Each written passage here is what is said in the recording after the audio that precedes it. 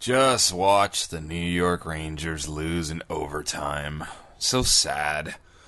I'm a big playoff hockey fan. I'm a big New York Rangers playoff hockey fan. Bums me out. So I came in here and got myself beaten down by my pinball machines and thought, well, let's do this. Episode 166 is on deck of Coast to Coast Pinball. So let's go.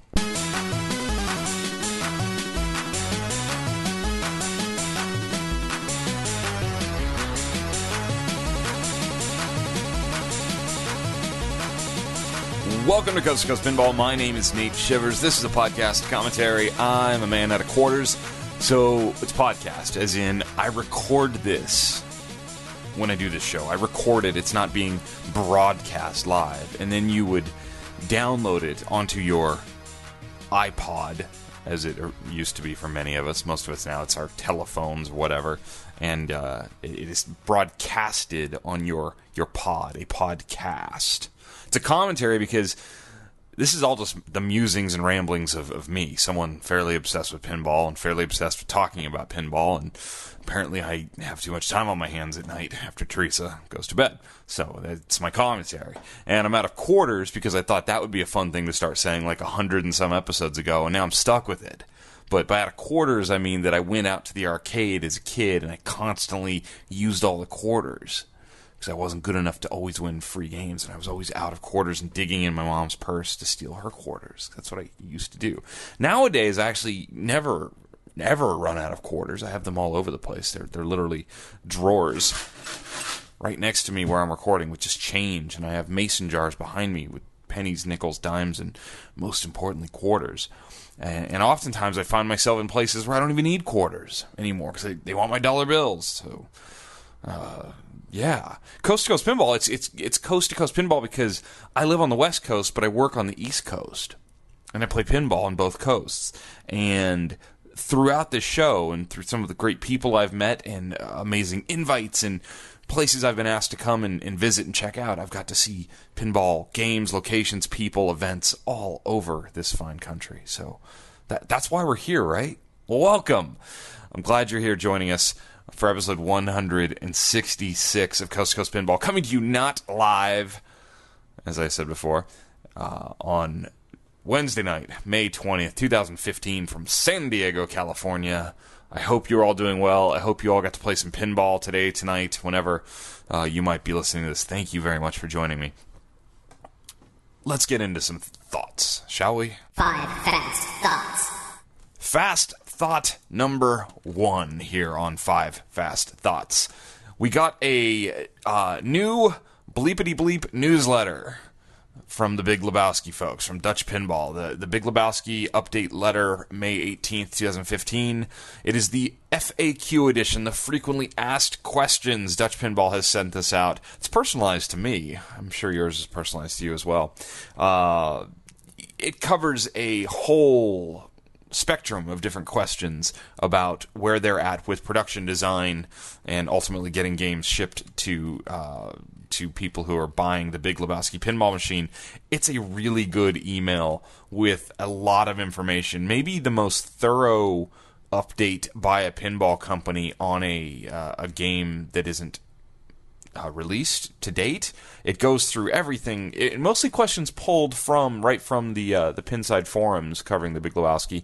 Covers everything from like how many layers of clear will be on the playfield, what's approved, what's not. Talk about the code, breakdown. Talk about the breakdowns of prototypes have experienced at shows. Which, let me remind everybody, because I've actually had a few emails and seen a few posts on message boards, people who were, quote, disappointed with the code on the Big Lebowski at whatever show they might have played the game at, whether it was Midwest Gaming Classic or Allentown, etc., etc. Those games were prototypes. They built prototypes to kind of test out the mechanics and gauge interest in the game and take orders off of the game. There's very little code in those games. I hope nobody went to Allentown Pinfest or any of the other shows where Dutch Pinball was good enough to bring out one of these games and played the game and thought, oh, this code's a mess. They haven't really been focused on that. There's code coming along for sure, but the games that we've had here in the United States at different shows are very early prototypes. They have a new rug toy. They're working on a lot. So I just hope there's no confusion there, that those weren't games that they were continually updating. I think a lot has changed in the structure of that game since as they get closer to building the production units. In fact, I know that Barry, wherever we were, at maybe New York, was very hesitant for people to see under the play field, and it wasn't because he was trying to be secretive about anything or he was embarrassed of anything, or there's anything, weird going on. He just didn't want people's expectations, I think, this is me speculating, my commentary, to be set at what they were going to see, because I saw under it, and there's a ton of wires, like a lot of wires, more so than you would see on their production games. I don't think he didn't want to worry anybody and see all of the craziness going on under there, because they were just, build prototypes to see if the game would flip right and play right, and they got a lot of feedback off those prototypes, and they actually claim it was one of the best things they possibly could have done. What's really neat is there's a rules logic diagram in this update email that I gotta say you really gotta check this out, because they've got code planned, things are going smoothly. Sounds like, judging based on what they talk about this, and you can go find this whole email has been copy and pasted into the Pinside thread, they are anticipating games in the United States, I would say early Q3 is what they're anticipating right now. So that's what it looks like. Fast thought number 2. I let you guys know that I am taking part in a tournament coming up, put on by Madison Pinball, and that's Madison, Wisconsin, called Mad Rollin' Pinball. And the tournament is August 29th. I was stumbling over the date last time. 28th, 29th, I think there's some pre-tournament events going on Friday for those people who are bringing games to the event. It's going to be taking place in Madison. I was invited, and I was so happy I could accept. I have a teammate. My teammate is Ben Heck. I've had a lot of people send me ideas for team names for Ben and I. I thought the Heck with Shivers was pretty good, because he's Ben Heck and I'm Nate Shivers, and he's the Heck with Shivers, or the Heck with Shivers, and you couldn't care less about my silly commentary. Well, however you want to interpret it. I thought that was pretty good. However, I've sort of been swayed, and it's popped up now, this name Coast2Coast, which I really like, because Coast2Coast Pinball and Ben Heck and America's Most Haunted, originally Ghost Squad, a game built around ghosts. He's kind of known for the ghosts. So Coast coming to Madison to play with Ghost. Coast2Coast. I like that a lot. So right now, that's the way I'm leaning, and we got to solidify that up fairly soon. There's rumors and speculation of a ultra limited edition Mad Rollin' Pinball 2015 Coast2Coast Pinball T-shirt that might pop up for that event. That'll be ultra limited, and profits will go to charity, because Mad Rollin' Pinball itself is actually a charitable event. We will talk about that more in the future. I think Hilton Jones is actually going to come on the show in the next few weeks leading up to the event and talk about how the event started, how the event works, because it's actually a pretty unique event, and I'm really very excited to play it. So that's good stuff. Fast thought number 3. I want to give a congratulations to my friends at Dead Flip, the pinball group Dead Flip. I want to say Dead Flip Pinball, but it's just Dead Flip. They had something pretty major happen to them this week. So if you don't know who Dead Flip is, please go find Dead Flip on Facebook, on Twitter, on Twitch, more importantly. Dead Flip is a group of pinball enthusiasts. I know that I had a couple of my friends from Dead Flip on the show from, where were we? The Midwest Gaming Classic, I believe. And they are a group of gentlemen who are really into pinball, but are becoming very well known in the pinball community for live streaming pinball 5 days a week, like every day of the week, which is absolutely amazing if you really think about it. Because I do a show a couple times a week, and it's a lot of effort, but these guys actually stream live on the internet. Oftentimes it's the host, the main guy, Jack Danger, coolest name in pinball. But sometimes it's multiple guys in the Dead Flip crew. Sometimes they have special guests, et cetera, et cetera. They stream pinball live, sort of casual competition or just them playing a game. They switch out games. They've had access to some Stern games really early on. They had Whoa Nelly. They had WrestleMania. They're based out of the Chicagoland area. Well, anyway, when you stream on Twitch, it's one thing. Anybody could stream on Twitch. I could stream me and Teresa sitting on the couch watching hockey on Twitch if I wanted to. But once you become sort of legitimized, is that a word? Legitimized? Something cool can happen, and you become a partner. You get a partnership with Twitch where you're now like on the main page and you get a lot of support. I think that's kind of the gist of it. But anyway, it's a big deal because it'll put a lot of eyeballs on Dead Flip, which puts a lot of eyeballs just on pinball in general, and donate to kids, right? So, no, this is a good thing because this is the further expansion of pinball in the public eye, from either, this podcast gaining listeners to other podcasts popping up all the time, which means people are excited and want to talk about pinball. It's all good stuff. To Pinside growing, to other forums popping up, Tilt forums coming up, as alternate places for the universe. The pinball universe is expanding. Twitch is very cutting edge. Twitch has started out as video game streaming and is now kind of spread out to other things like pinball, which is awesome.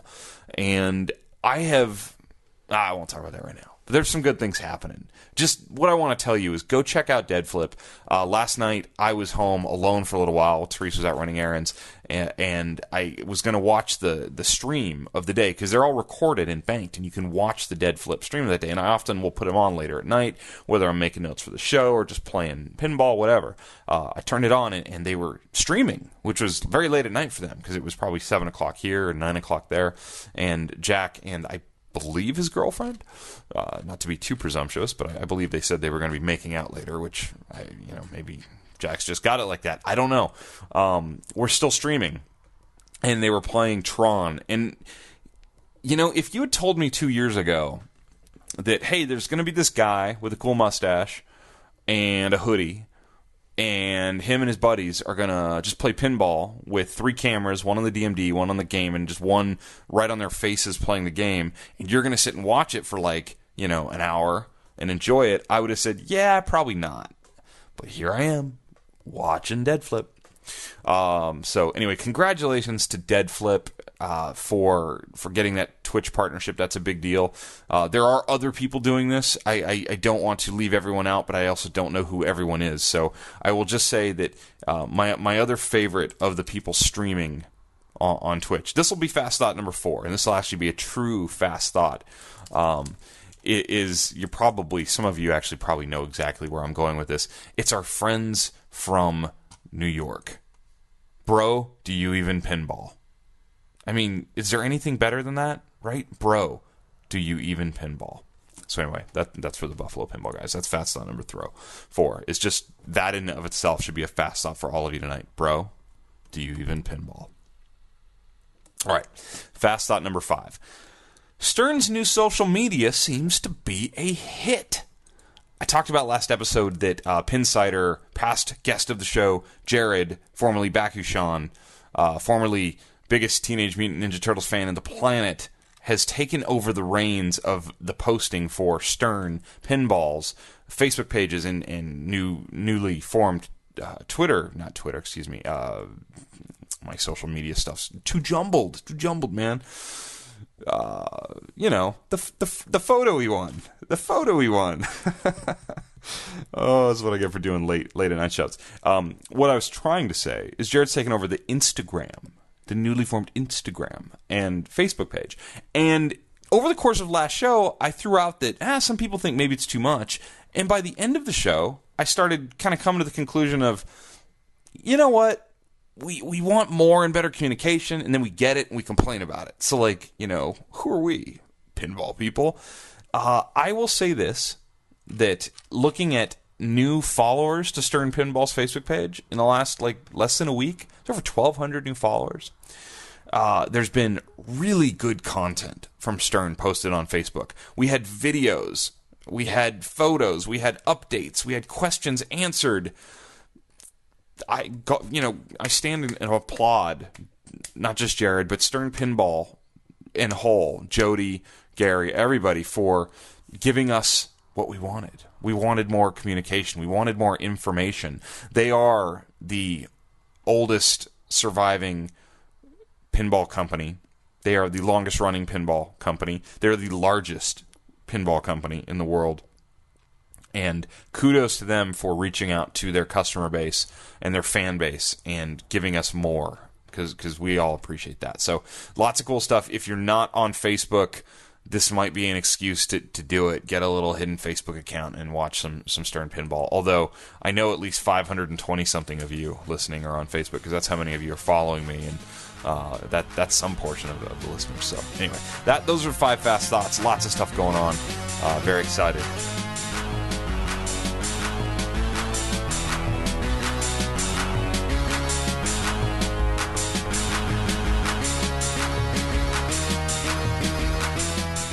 Highlights and lowlights.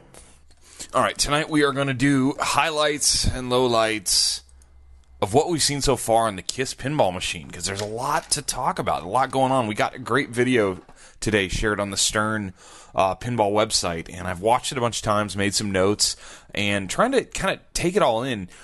You know, one thing about this game that I will say right off the bat is it is classic pinball and a mix of modern Stern all thrown into one in a way that I like. I like the artwork. It's busy. I mean, it's really busy. A couple people I showed this to at work, and I think Teresa both said, "Wow, there's a lot of color on that," kind of in a bad way, but I'm okay with that. I think a lot of yellow on the game, red and yellow. Teresa might have used the word McDonald's once or twice, but that's okay. Interesting stuff today out of the gameplay video. So, first of all, the very first thing that I saw that kind of bummed me out a tiny bit, took me down a notch on KISS Pinball, was we're watching the Pro. Just for record keeping here, we're watching a video of the Pro, and the ball coming out of Gene's head sort of dribbled down off his tongue. It certainly wasn't shot out. And we've seen a lot of toys like the Iron Man shot that shoots the ball back out at you. Sparky's magnet, the Tron disc, there's lots of them. The magnet on The Walking Dead, things like that in games that shoot the ball back out at you. We've come to expect that a little bit, sort of like you're at war with the game in a way. Star Trek, certainly. What we saw here is once the ball did get locked into the bottom of the head, it just sort of kind of trickled out of Gene's mouth. Little anticlimactic for what I was hoping. Sounds like that may be different, possibly. I know there's a different locking mechanism on the premium and the LED, but will remains to be seen. One thing about the new posting on Stern's Facebook page is they do seem to, I don't want to use the word defensive, but they do seem to be very aware of the criticisms as they're coming, and we're getting real-time sort of commentary. And one of the things they did say is that, hey, look, this game was literally not on legs, just sitting on a cart. We threw this together for you guys to check out what it looks like to have a ball move around on the playfield. And I respect that. I understand it may not be dialed in yet, et cetera, but I don't foresee balls firing out of that too hard, because they're elevated quite a bit, and I think you could have some pretty rough playfield wear having a ball shoot down onto the playfield like that. As is, dropping off the tongue, I mean, that's going to need to be Mylar, I would think. So that was interesting to me. Second to that was there's a spinning disc toy underneath Gene's head on all the models, and you couldn't really tell on the first video that they released today. The ball sort of went underneath Gene's head and then just came back out, or it didn't and it came out the mouth. Later on in the day, sort of responding to some people going, hey, what's going on with that? We got a second video of it was titled KISS Pro Demon Disc, Ball Interaction Demonstration, and the head is pulled off the playfield so you can actually see all the mechanicals underneath that, the ball feeder, the saucer that catches the ball and kicks the ball back out, or back up into the feeder, I guess, and also the black spinning disc. And everyone kind of thought Tron when this was announced. Oh, it's going to be like the Tron shot. It's smaller. It's a smaller disc, and it has a narrower entrance/exit for the ball, which apparently, from what I can tell, leads to a less dramatic exit of the ball on its way back out. And it really, with the head blocking your view and you can't see that spinning disc, it really just feels like the ball kind of goes up and falls back out. It doesn't really feel like it's getting that spin. And again, early days, they may have a faster spinning motor going on at some point. I don't know. But right now, the way it looks like is you're going to be shooting it up there, and if you don't get a clean shot up past the spinning disc against the kicker arm, so it'll kick the ball up into the mouth, it'll just kind of dribble back down and out. There's stand-up targets on both sides of the entrance. There's a color-changing LED insert going into that entrance. So that is what that is. It's a different disc than Tron. Hopefully that becomes a little bit more, I shouldn't say becomes, hopefully it is more dynamic when the games are, fully put together and whatnot. Because what I saw today, it wasn't super dynamic. I know that the lock area on the Premium and the LED will be able to shoot all the balls back out at you. But the Pro, which I think will be the game we'll see more of out there, obviously, doesn't do that. It's the one ball up, and it either catches and goes up to the mouth or dribbles back out via the spinning disc. So that was interesting. The Star Child target area, that's the Paul Stanley little plastic toy guy playing the guitar. He's standing over the Star Child area, and it looks like there's 4 targets back there. That's the upper left area of the playfield. And so you have to hit all 4 targets, light all 4 targets, and then there's a saucer back there as well, which will be, I assume, used to start a mode. This may also be where on the Premium and the LEs, the ball can be transferred up to walk along the back glass. I'm not totally sure on that. More on that as we get to see that. But that's the Star Child area. We never saw a ball in any of the videos kind of hit up into that region, so we're not quite sure what that action's going to look like. We'll be watching for that. I actually really like the artwork on that Star Child exit, that it's just that Star Child area. It's just black and white. I kind of like it. It looks cool up there with the red and yellow flamey stuff around it on the plastics above it and behind it. The Paul Stanley figurine will likely give me nightmares with his horribly ugly guitar and chest hair and whatnot, but that's okay. I would have never thought of Paul Stanley as the greatest looking man on the planet, but who am I to speak? One thing about this game I didn't realize till I kind of watched the video today is the left ramp does the behind the back box trick. So when you shoot a ball up the left ramp, it goes through the back box and then back out and returns down to the left flipper. So right ramp returns to right flipper quickly through a wire form. I like that action a lot, and left ramp returns through to left flipper. So that's what we see there. I'm just looking at some different playfield photos here just to kind of get an idea what I'm looking at. Gameplay's pretty quick. Pop bumpers on the left certainly add a sense of randomness to things. You've got the orbit shot through that left set of pop bumpers, a la, I guess, Simpsons, X-Men type thing.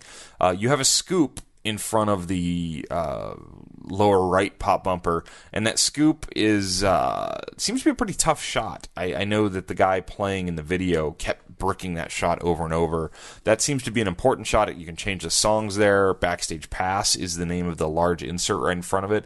That will probably be a pretty key shot and will probably add some interesting pressure to the gameplay. I'm guessing is when you're trying to start a mode or finish something, that's going to be the shot you're really, really going to need at any given time.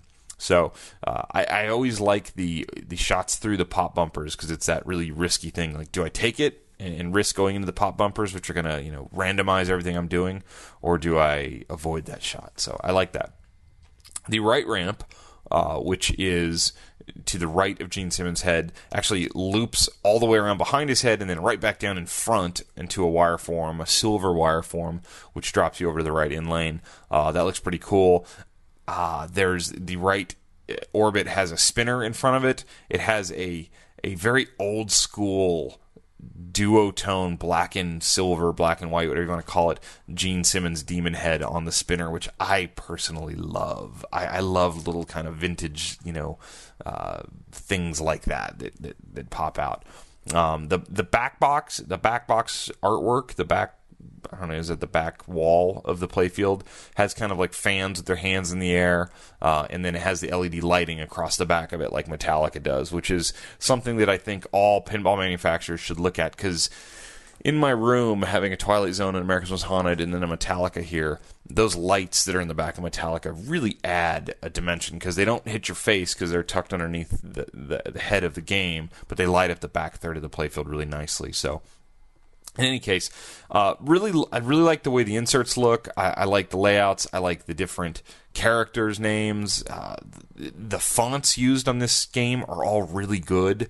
The artwork on the inserts is excellent. I like the little heads. I like the instrument pieces, and I like the little the symbols for each player. So I really like the package of this game. I'm into it, and if you hadn't looked closely, the artwork in the center of the playfield with the band, all playing their instruments, is on like the top of like a big giant explosion mushroom cloud type thing coming out of fire and stars and lightning from the bottom. And it's overall, it's a game that I want to play. Like, I want to play this game, and has little to do with the theme. I got to be honest with you. I like Kiss. I really like the first 3-4 albums by Kiss. Little disappointed when I heard the music playing on this, that it is not the original songs. It is re-recorded versions of the songs. They went back into the studio and re-recorded some of these, I think, to get all the licensing money from record companies, and or not to pay former members, is what I often read. I know that they're not the only band to do it. I had this weird chance run-in with one of the guitar players from Def Leppard a couple years ago at an airport. I was a huge Def Leppard fan growing up, so Vivian Campbell was standing right in front of me at a Starbucks in LAX, and I talked to him for like 30 minutes. And one of the things he told me is they had gone in and re-recorded a bunch of the big hits from back in the Pyromania and Hysteria days, because it actually wasn't, and it had nothing to do with paying anybody, because the members of that band are completely unchanged since the early 90s, but they were stuck in a pretty bad record deal where they weren't getting enough money for downloads, so they went and re-recorded exact replicas of some of their hits. So I'm sure that had something to do with Kiss doing that as well. So I was kind of bummed to hear remade songs. I'm like 50-50 on the songs that are in the game. I know when Multiball started, it was calling Dr. Love, which is interesting. A lot of people were wondering if God of Thunder would be the Multiball song. We'll see what else might be coming out as far as song selections through that game. I know they've listed the songs, but there may be some other songs for modes and such. So overall, very encouraging package that sort of draws me in. I like the little red flasher light by the spinner. I think that's cool. This game draws me in much, much more than WrestleMania did. And I don't know why, because I don't hate WrestleMania as a theme, but there's just something about the layout, look, and I don't know, that cut and paste artwork package just really doesn't pull me in like something with hand-drawn art does, and Kiss absolutely does that. So that's kind of the highlights and lowlights of what I've seen so far on these early days of production of Kiss Pinball, and I am really excited to get to play one of these.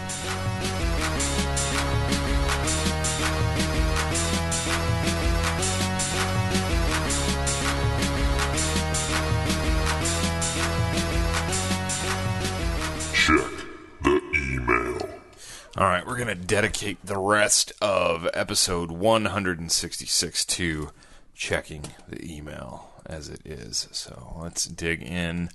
Subject here, pinball near Anaheim, ? Morning, Nate. You tend to know the hotspots to play pinball from coast to coast. See what I did there? Yeah, man, I saw your typo. Form coast to coast. I saw what you did there. I'm just kidding. I'll be in Anaheim for work soon and hoping to find some local pinball. Any idea where I may find some machines? It's from Sean. Yeah, Sean, actually, I do know in the Anaheim area. In Anaheim specifically, it's kind of a mixed bag. There are a few places with some like single games here and there. I know there's... I think there's some stuff around Disneyland still. Not totally sure on that. Camelot Golfland has a few games. there's a great website called ocpinball.com, ocpinball.com. It doesn't show anything at Golfland updated anytime recently, but if you scroll through there, a lot of the towns in Orange County are not far from each other and pretty easy to get to. I know there's some bowling alleys, and there's an ice skating rink, Lake Forest Ice Palace, that has games in really good condition. I know they have a Phantom of the Opera, Batman Forever, Frankenstein, High Speed, some different games. So, and then Garden Grove, I believe there's bowling on the AMF Valley View lanes in Garden Grove. They're listing right now, this is an old list, but at one point they were listing AC/DC, Lord of the Rings, Spider-Man, Twilight Zone. So check out ocpinball.com if you want to find out some information for that. All right, Sean continues on. Sean said, a while back you mentioned Ann Arbor. I think someone mentioned Pinball Pete's to you, but I thought I'd weigh in case you're never ever there again. So side note, I didn't have any time while I was out at Clay Harrell's Ann Arbor pinball showcase to see anywhere. Everyone kept telling me Pinball Pete's was really nice. Sean continues here. I was there a few weeks ago for a friend's wedding. My wife was in the bridal party, so I had a few hours to go before the ceremony. Hopped in a car, drove 15 minutes over to Pinball Pete's, grabbed a coffee from Tim Hortons, and got to work. He goes through the games, said that the Stern row was very nice and working. The older games were sort of a mixed bag. They had a Lord of the Rings. He sent me some great photos of the place. Looks like a fun place to play, for sure. He says, overall, Pinball Pete's was nice. Most of the games were playable, and the Stern row was 100% and amazing. Modern Stern games were 75 cents or $1 per game, and the older games were all 50 cents, so that was a huge plus. I got my money's worth on Lord of the Rings alone. Some games were broken or just in terrible shape. Attack from Mars still makes me sad, but maybe that's what happens when you're operating a bunch of games. So I heard really good things about Pinball Pete's. Sean seemed to like it, so go check it out if you're in the Ann Arbor area. What else do we got here? Email, subject line, music. Hey Nate, found the show when you started doing the interviews around the Papa this year, working my way back through the old episodes now. Any chance you could put up a list of what episodes have an evening with guest, which episodes have your End the Year Was segments, etc. Would be very cool to have the music from each episode listed in the show notes. Keep up the great work. You have a $16 in your PayPal for a t-shirt to North Florida, from Alan. Alan, okay, I am actually working on a spreadsheet that I will put on the website soon. There will be a directory of shows, because now we have so many shows, 166 shows, and I didn't ever and still don't make the best of show notes on these shows. I view them as sort of these little like fun pieces of entertainment that, hey, you'll just listen to my show or you won't. But it's turning into more of a, hey, it'd be great if there was a reference where I could go back and listen to this. And I do acknowledge that. I wish I had made better notes as we went. I have started putting together a directory. I know where all the And the Year Was segments were. There will be more of those. I'm actually getting kind of fired up to do a And the Year Was. I will list where all the interviews are with special guests, etc. I am going to do that. That is something that's on my list of things to do. The music thing, no, probably not going to list the music to every game. There's a few reasons there. Certainly I'm not going back through 165 games, and quite honestly, I have a lot of pinball music that I draw from, and it's all pinball music. All the music on the show is either pinball music or possibly, if I was talking about Iron Maiden or Metallica at some point, I use some 8-bit music version of some of that. But all the games, all the music is from games generally. Sometimes the music will be like a song just from a multi-ball from a game from like 1986, and I'll never be able to tell you what that was. So it's just not. Since I didn't do it, I'm not going to do it. I do know that looking through past episodes, I think I've called out twice now in the show notes when I used Transporter, the rescue music, for whatever reason. I really like that particular music. So I appreciate it. I will be working on some sort of directory thing in the future. All right, let's see. Long-time listener, friend of the show, Joe Zenkus. Great wrap-up of Ann Arbor. I was only there Saturday with my wife. Longest time I ever spent playing pinball. Arrived at 10 a.m., played until 7 p.m. with a few short breaks, including a small lunch at the snack bar. We brought camping chairs with us so we could take rest breaks in comfort out in the grassy area. I must say, even if some of the pinball tables weren't pristine, but many were, not a single table played bad They were all dialed in, and if something did go down, the staff was on top of it immediately. Not shocking considering whose collection it is, but at the same time, it is 200 plus machines. That's a great point. One thing about this location in Ann Arbor that Clay has is it's sort of in the countryside, and it's got a lot of grass and trees. It's serene. It's nice. People were camping there. I like the idea of having chairs outside to just go hang out if you're spending the whole day. Fantastic. The games all did play really well. There were a couple games I thought that weren't totally level here and there. And that's me being really, really nitpicky. Games were in fantastic shape, which should be expected, knowing Clay Harrell's history in this industry. So I'm glad that Joe had a great time. Sorry I missed you there, buddy. Let's see. He also goes, Madison tournament team name. Ben used to call his workshop team Team Heck during early days of working on AMH. Maybe call yourself Team Shiver Me Heckendorn. And wear pirate patches. I think I'm siding towards Coast2Coast. That's what I'm thinking there. Eric writes, hey Nate, really nice to meet you and play some pinball with you at the Ann Arbor show. Eric and I did get to play some pinball. Just listened to your latest show, and you did win on Solar City. See, I don't even remember what I went on. I think you had 200 points after ball 2, but had a monster ball 3 to come back for the win. Okay, so I remember this. Eric was beating me pretty handily, and on ball 3 of Solar City, I went from I don't know, it was 200 points, but I ended up with, I don't remember the scoring on Solar City. I have to go look, but I want to say if it was 200 points, then I ended up with 7,000 on ball 3. If it was 2,000 points, I ended up with 70,000. I put on a ridiculous ball 3 on that game, and it was pretty fun. Eric goes on to say, I generally listen to your show while working on restoring games, my creative outlet, and wanted to get your thoughts on if a pinball restoration show could have some legs. Now, no one would just want to watch one guy working on a game, even with slick edits, but if you get a few people in a restoration shop with interesting and funny personalities, I think it could work. That makes me think of the TNT videos, TNT Amusements, or TNT Games, whatever they call themselves, Todd Tuckey's show on YouTube. They kind of have that vibe, right? Yeah, I think it could be done, sort of the OC Choppers type thing, maybe. I think that there's probably a reality show to be had out of the Spooky Pinball Shop. There's probably a reality show to be had at Stern Pinball. I could see some fun and antics and stuff going on there. I don't know. I'm not sure if that's that compelling. I still really, really want the competition show of some sort. Whether it's a battle show, like a team versus team. Picture if any of you have watched the UFC's Ultimate Fighter show where they have two teams kind of go at each other. Something like that could be filmed very quickly, shortly, and then spread out over episodes. Or obviously big tournaments filmed and edited. I think there's a show there.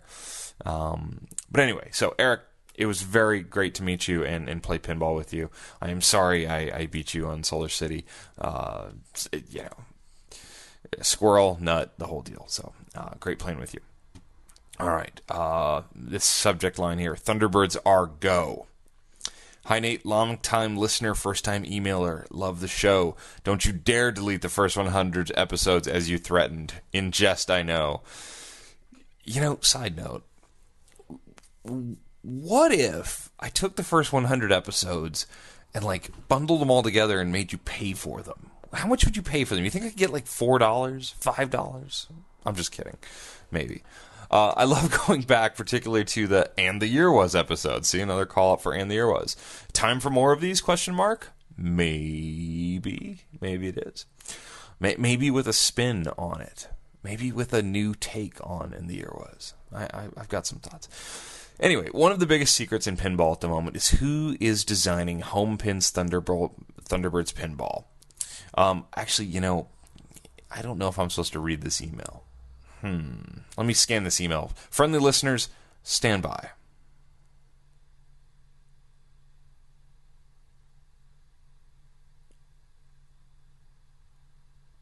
All right. Yeah, I think there's no problem reading this email. You like all that silence? Was that awesome or what?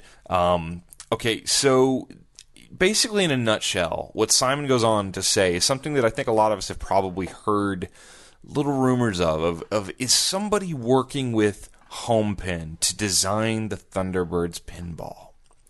And the rumor I've heard, and Simon's not the first person to float this idea to me, but since I'm reading it not live here on the show, he's going to get the credit. A lot of people have been throwing Dennis Nordman's name out there. Is Dennis Nordman designing with Homepin? Is he the one designing Thunderbirds pinball? Due to ship this year, right? So Simon says call it mid-2016 in pinball time. It could be. I don't know that. I have not heard anything official along those lines, but Mike has said it's a name we'd all know. Mike at Homepin Pinball. It's a story I haven't covered too in depth. I've mentioned it here and there.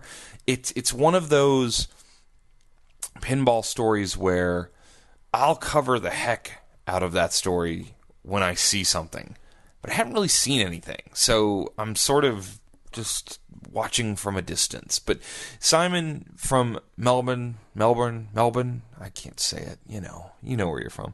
Thank you for the email. It has he actually says here at the end, have I heard anything? Fun to speculate.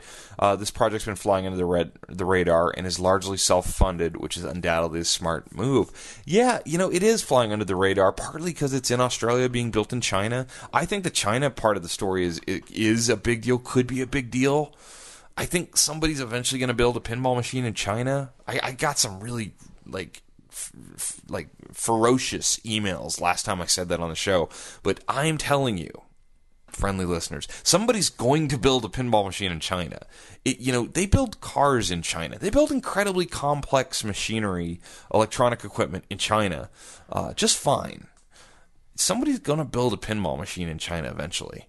And I don't know if it'll be a pinball machine like a Stern pinball machine, or if it'll be a pinball machine like something you might have seen in 1981.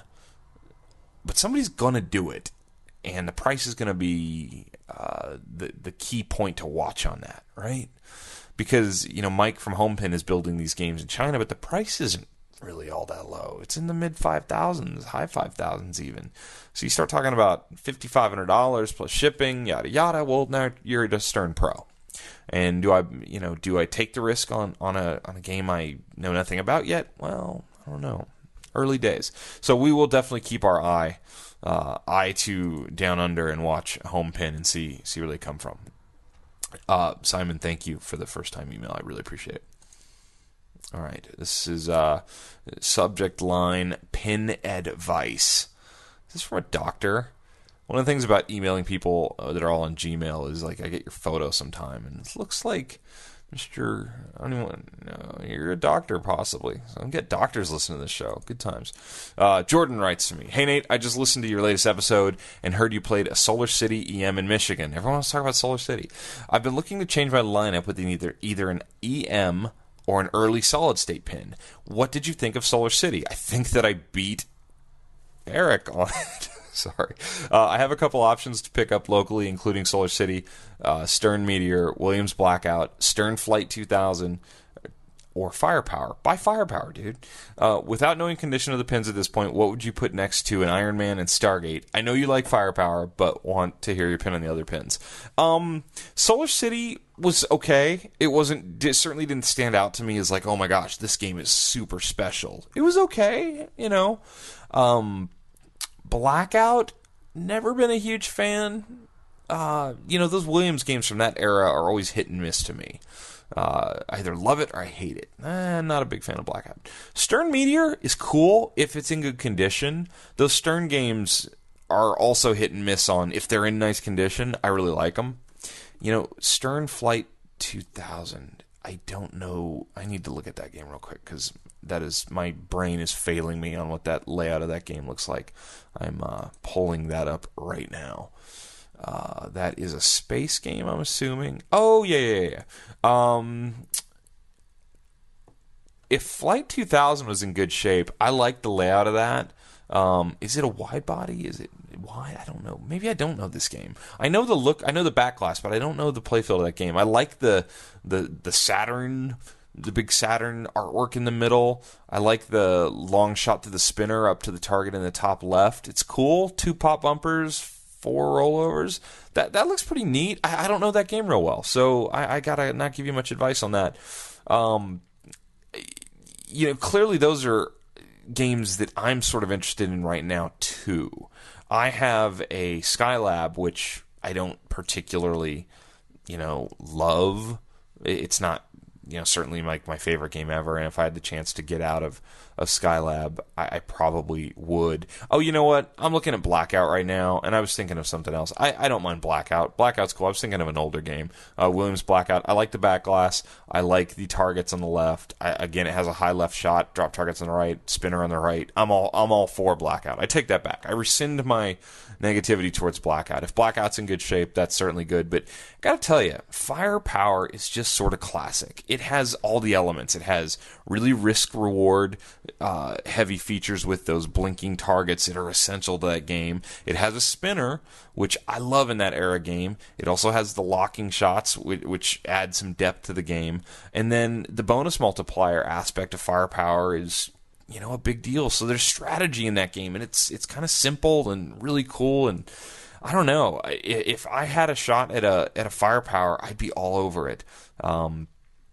But Solar City is going to be certainly the most EM. I think it's really the only EM out of that group. But Solar City is going to definitely feel like the oldest game of that group. And if you're thinking EM, that's the one. If you're thinking, early solid state, then I would sort of lean towards whichever one of those is going to be in the best condition at the best price. So, Jordan, thank you very much for the email. I think we're just about out of time. I might have one more email. All right, here we go. Subject line, high speed. Hey, Nate, I'm a big fan of C2C Podcast. Really great. I respect your opinion and have a question. I'm looking to get my first machine. I have decided on a 1986 Williams High Speed. I picked it because it seems like a decent game for the price. What do you think of this machine? What do you think is a fair price? Is there a different machine that you think I should consider? Thanks in advance for the help. Well, Glenn, I appreciate the email, first of all. I will tell you that my new friend and pinball playing partner, Adam from Domino's, who I got to play pinball with after they were so gracious to sponsor the tournament there in Ann Arbor, Adam and I played a bunch of pinball machines, and I kind of said, what do you want to play? Because he said, I don't know, I haven't played a lot of these games. And I had played almost everything in that room before, or, at least was familiar with them. And so I sort of took him around to some highlights to me. If you haven't been in a big collection of games like that before, I tried to show him stuff that's like, oh, well, here, you need to come play Twilight Zone. And he'd played a Twilight Zone before, but I wanted to show him Twilight Zone from my perspective owning the game. So we played a little Twilight Zone. Here, play Tron. Tron is one of the modern classics. You should play this game. We went and played Tales of the Arabian Nights. Hitting the highlights. Champion Pub, because I love Champion Pub. But when we walked by High Speed, I stopped, and I said, hey, you need to play High Speed. And he either told me that he had an option to buy one once or something. He knew of the game, too, or maybe he was thinking about buying one. Anyway, same deal. And I said, here's why High Speed's great. High Speed is a Steve Ritchie game that is another one of those, to me, mile marker games. Firepower is one of them. High Speed's one of them. Clearly Terminator 2, Addams Family, those Twilight Zone, those are all kind of mile marker games in pinball. High Speed just has, it is a fast game, like it's named High Speed, but it also has a certain flow and strategy to it that's just endeared itself to players for years and years and years and years. That's why it still holds up so well. It's so fun to play. I would definitely download it on the Pinball Arcade, learn the rules, and see if you like what they got going. It's another game that's it's sort of simple. It's nothing crazy here. To me, it's like an extension of Firepower in a way, with like another layer. That's awesome. That's fun. That's great, and it's had a sequel. And people think it could have another sequel someday. So I have nothing but good things to say about High Speed. And it's a game that doesn't pull me in from an artwork or a theme really at all. I don't really relate to the car thing all that much, but when I actually get into the, where do you hit the ball to do this? And you've got the two, far right lanes that shoot up towards the right with that upper right flipper, which is kind of the key to the whole game. You've got all the stoplights you need to hit. The left orbit shot gets you back up into position with the right flipper. There's just a really cool piece of strategy in that game that I really, really like. That's one of those, like, training games. Like, I think there's a bunch of games out there that it was like, if you're teaching somebody who's never played pinball how to play pinball, you might pick 5 games, like, learn these games thoroughly, and you'll have a lot of the tools to play. And I would be like, okay, get a Captain Fantastic or a Harlem Globetrotters. Well, let's do that. Get a High Speed or something else from that era. Get an Addams Family. Get a Medieval Madness. Get a Metallica. It's like with all these games, you could kind of learn how to play pinball. It's one of the building blocks for me, and High Speed is that. So as far as fair price, it depends. That one's really condition dependent. It really depends on where you are. I see High Speeds actually sell for close to $2,000 here in Southern California, but I've also seen them sell for $900. So that doesn't help you. I understand that. It's going to be depending on where you are. Look on eBay. Look what they've sold for in really nice condition. They're sought after because people love the game. But I would think somewhere in the $1,000 to $1,500 for High Speed. A lot of people are probably screaming at their iPod right now. Just kidding. Screaming that that's too high, but I'm in Southern California. I'm a little jaded. I'm looking up on bostonpinball.biz, who tracks the eBay sales of pinball machines, what the average is right now. So High Speed, looks like the average all-time sale price was $1,080. This year, 9 sold on eBay for an average price of $1,855 this year. $1,855. So 9 pieces is a decent sample size there too. Firepower, which we were talking about a little bit ago, just for the fun of it. Average price all time on a Firepower $700. Average price this year on the 3 they've sold is $1,055. So a lot of really blown out Firepowers out there though. So anyway, that, my friends, is going to wrap up episode 166 of Coast to Coast Pinball. I love the barrage of emails. It was a lot of fun. I had some good emails. I read most of the really new emails here tonight. Thank you so much. Wrap up. Thank you. We'll talk to you again soon. Play more pinball. Ta-da!